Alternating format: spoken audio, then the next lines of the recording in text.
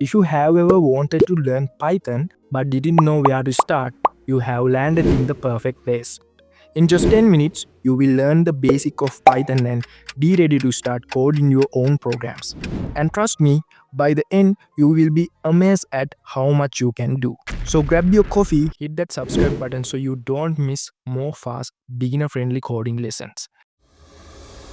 Python is not just for boring stuff. You can make games, build websites, create AI tools, automate your daily tasks, even analyze data like a pro. And it all starts with learning the basics, which we are going to master right now. First, we need to install Python. Go to python.org, click downloads. Python will automatically suggest the latest version for your operating system. Click and download it, then open the install and click install now. The important thing, make sure to check the box that says add Python to path before installing. Once installed, you can check by opening a terminal or command prompt and typing Python version and enter now. If it shows the version number, Python is installed successful. An IDE for beginners, I recommend Visual Studio Code. It's free, lightweight, and works for any language. Download it from code.visualstudio.com. Install it, then you are ready to write Python code.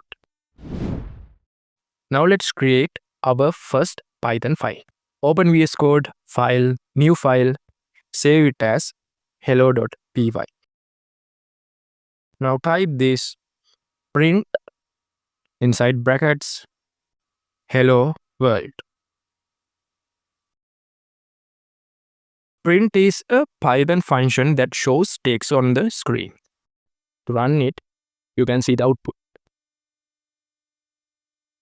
You should see hello world and you have just written your first Python program. Python will literally print whatever you put between the quotes. You can change the text to anything. A variable is like a box where you store information. Let's try this example. I'm declare a variable name. It's called name equal. I'm assigning a value. After that, this is string data type. After, I'm again declare name age, assign a value 25. This is integer. Height, assign a value 5.6. This is the floating data type. Finally, is underscore student equal true. This is Boolean data type. Python has 4 main basic data types. You will use all the types. String are always inside quotes. Integers are whole numbers without quotes. Floats are numbers with the decimal points. Booleans are true or false, great for yes to no situation. After that, we can use print to see what's inside.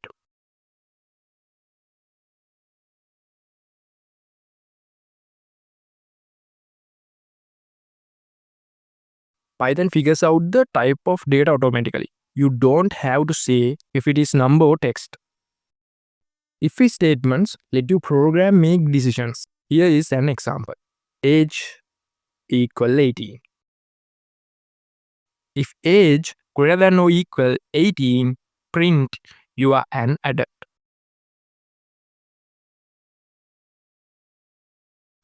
Else, print you are a minor. Python checks the condition. If it is true, it runs the first block. If it is false, it runs the second.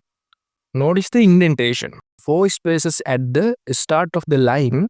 That's how Python knows what belongs to the if or else. Now I'm running. You can see the output. Okay, we try another example. I'm writing score equals 75. If score greater than or equal 90, print grade A. If score greater than or equal 75, print grade B. Else print grade C.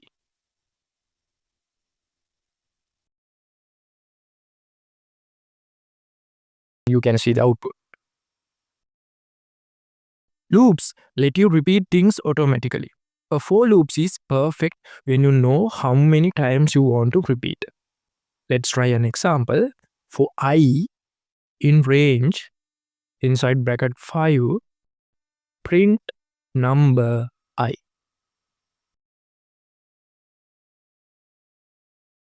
Now let's see the output. Range 5 means 0 to 4. That's 5 numbers total. You can start from different numbers like this. For I in range 1, 6, print I. This is the output. Now let's consider the while loop. A while loop runs until a condition becomes false. An example, count equals 0 while count less than 5, print inside brackets count and count. And also I'm write iteration. Okay, now see the output. Here we start at 0 and keep increasing by 1 until count reaches 5. Okay, that's it. Functions let you reuse code without repeating yourself. Here is how to make one.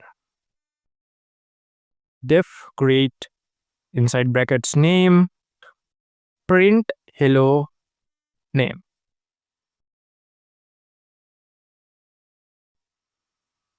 Now I can call this function. Greet Bob. Okay, now let's see the output. Instead of writing print hello and print hello Bob separately, I just call the function with a different name. This is super powerful for bigger projects. Okay, now let's make something useful. A calculate. This will take two numbers and show the results. Okay, I'm right. Num1 equals float inside bracket input inside bracket enter the first number. After that, num2 float input enter second number.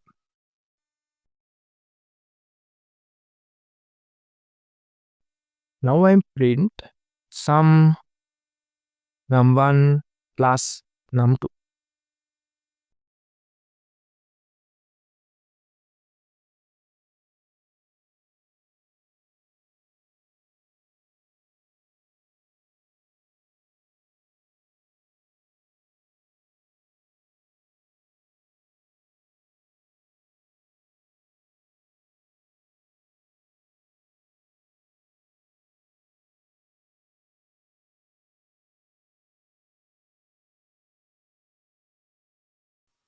Actually, here's what's happening.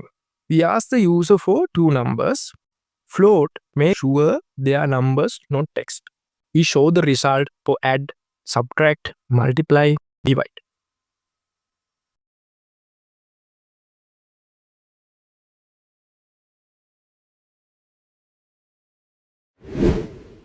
Alright, that's Python basic in just 10 minutes.